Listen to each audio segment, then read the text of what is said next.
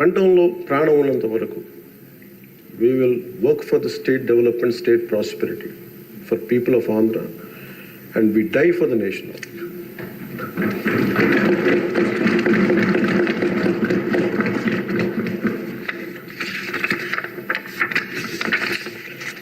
మరోమారు గౌరవ స్పీకర్ గారి ద్వారా గవర్నర్ గారికి మనస్ఫూర్తిగా ధన్యవాదాలు తెలియజేస్తూ ఎప్పటికప్పుడు మీ సలహాలు సూచనలు అందిస్తూ ప్రభుత్వం నుంచి మంచి పరిపాలన అందించేందుకు సహకరిస్తానని ఆశిస్తున్నాను. ముగింపు వాక్యాలుగా ప్రధాని శ్రీ నరేంద్ర మోదీ గారి మాటల్ని గుర్తు చేసుకుంటున్నాం. Good governance with good intentions is a hall mark of a government. Implementation with integrity is our core passion. And ఈ మాటలు చెప్పిన ముగిస్తాను అధ్యక్ష. నాకు అవకాశం ఇచ్చిన గౌరవ స్పీకర్ గారికి, అలాగే గౌరవ ముఖ్యమంత్రి గారికి, గౌరవ సభ్యులందరికీ, పేరు పేరు అందరికీ, మంత్రివర్యులందరికీ నా ధన్యవాదాలు తెలియజేస్తాను. జై హింద్. గతంలో ఉమ్మడి రాష్ట్రంలో మీరు ముఖ్యమంత్రిగా ఉన్నప్పుడు నేను అటవీ శాఖ మంత్రిగా పనిచేసిన సంగతి మీకు గుర్తుంది. అప్పుడు మీరు ఒక కార్యక్రమం చేపట్టారు. అందరికీ సంతోషకర కార్యక్రమం అది గుర్తు చేయాలని మీ సమావేశంలో మీకు తెలియజేస్తున్నాను. ఆ రోజుల్లో మీరు గ్రీన్ కార్ప్స్ అని చెప్పి ఒక కార్యక్రమం పెట్టారు సార్.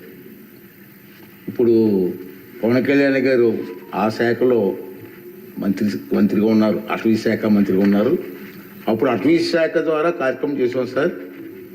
అప్పుడు ఉమ్మడి రాష్ట్రంలో సార్ ఉప ముఖ్యమంత్రి గారు 5 లక్షల మంది పిల్లలని సార్ తయారు చేశారు. హై స్కూల్స్ నుంచి జూనియర్ కాలేజ్ నుంచి. విద్యాశాఖ మంత్రి గారు కూడా ఇక్కడ ఉన్నారు సార్, మీరు కూడా వినాలి సార్. 5 లక్షల మంది కుర్రవాళ్ళని పిల్లలు తయారు చేసి గ్రీన్ కార్ప్ అని పేరు పెట్టాం. సార్ ఆఫీసులో కూర్చొని ఒక పిలిపిస్తే 5 లక్షల మంది ఒకే రోజు 5 లక్షల మొక్కలు ప్లాంటేషన్ చేశారు సార్.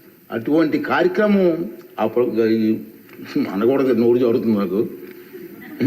ఈ ప్రభుత్వం వచ్చిన తర్వాత కనుమరుగైపోయింది సార్. మళ్ళీ ఒకసారి విద్యాశాఖ మంత్రి గారు, మీరు ముఖ్యమంత్రి గారు ఆలోచన చేసి ఆ కార్యక్రమం పెట్టండి సార్.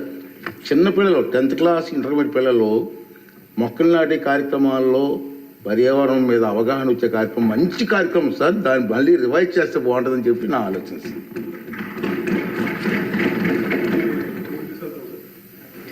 కానీ ఏది అడిగినా డబ్బులతో ముడిపడదు సార్. నా భయం ఏంటంటే గతంలో ఒక సినిమా ఉంది సార్, జల్సా అని. దాంట్లో హీరో పాత్రధారి ఫ్రెండ్స్ ఎవరు వచ్చినా డబ్బులు అడిగితే ఆ వార్డ్రోబ్ ఉంది, ఆ వార్డ్రోబ్లో చొక్కా ఉంటుంది, ఆ చొక్కాలో డబ్బులు అడిగి తెచ్చుకోండి. సో ప్రతిసారి వెళ్ళను, ఒక్కో ఫ్రెండ్ అడిగితే డబ్బులు కట్టి అక్కడ తెచ్చుకోండి. ఒకసారి ఉంగరం తీసుకుని ఇంకో తీసుకుంటూ ఉంటాడు. 3 సార్లు అయిపోయి 5వ సారి కూడా వచ్చిన తర్వాత అసలు ఎవరైతే చొక్కా పోయి అతను బయటకు వస్తాడు. ఏముంది ఆ చొక్కా దాంట్లో బొక్క తప్ప ఏముంది దాంట్లో. మాకు ఇబ్బంది ఏముందండి అధ్యక్ష. ఇది మేము ఏదన్నా అడుగుదామంటే వీళ్ళు ఖజానాన్ని లూటీ చేసి వెళ్ళిపోయారు అధ్యక్ష.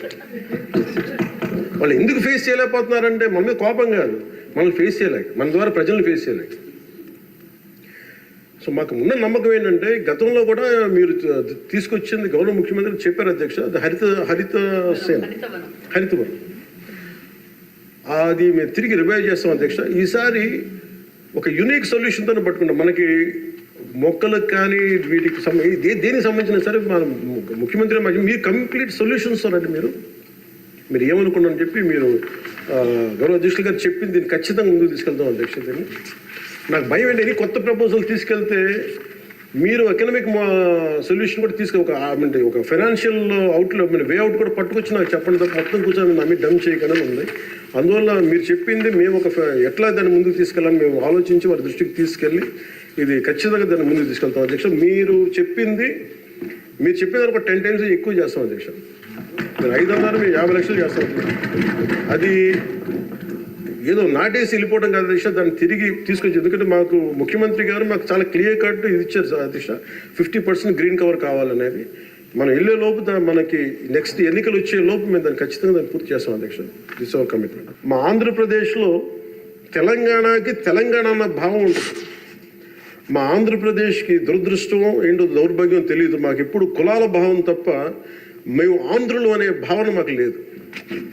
ఒకే ఒక్క చోట ఆంధ్రులు అనే భావం ఎక్కడ వస్తుందంటే విశాఖ స్టీల్ ప్లాంట్ ఒక్క దగ్గరే ఆంధ్రులు అనే హక్కు భావన వస్తుంది.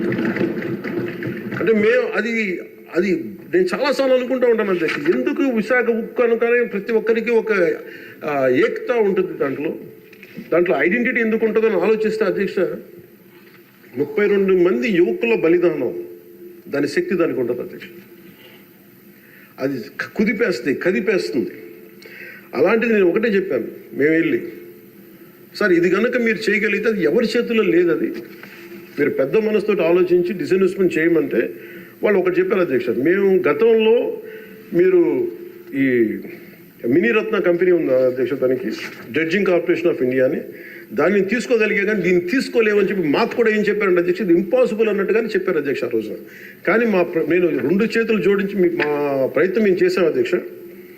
అదృష్టవశాత్తు గౌరవ ముఖ్యమంత్రి గారు ముందుకు తీసుకెళ్లారు అధ్యక్ష ఈ ప్రపోజల్ని, చాలా బలంగా తీసుకెళ్లారు ఆయన. అదే ప్రభుత్వం నిన్న అంత గొడవ చేసిన నాయకులు నిన్న వాళ్ళు ఏం చేశారంటే అధ్యక్ష, గతంలో దానిని స్టీల్ ప్లాంట్ని ప్లాట్గా ముక్కలేసి అమ్ముకోవడానికి సిద్ధపడిపోయారు అధ్యక్ష. Really it's a shame. నేను మొన్న స్టీల్ ప్లాంట్ సంఘాల నాయకులు నా దగ్గరికి వస్తే అడిగాను, ఆ రోజున మీరు అంత గోల చేశారు కదా, మీరు మేము ఉన్నప్పుడే ఇంత గోల చేస్తారు, గౌరవ ముఖ్యమంత్రి గారు ఉన్నప్పుడే ఇంత మీరు చాలా ప్రజాస్వామ్యం ఇంత గోల చేస్తారు, ఆ రోజు అతను ఉంటే ఒక్కళ్ళు నోరైతే పడినట్టే కొడతారని భయమా మీకు అన్నాను కామ్ను. అంటే ఇలాంటి పరిస్థితుల నుంచి ఈ రోజున మన స్టీల్ ప్లాంట్కి డిస్ఇన్వెస్ట్మెంట్ని ఆపి తిరిగి పెట్టుబడులు తీసుకొచ్చినందుకు మనకి భారతదేశ ప్రధానమంత్రి శ్రీ నరేంద్ర మోదీ గారికి ప్రత్యేక ధన్యవాదాలు తెలుపుతున్నాను.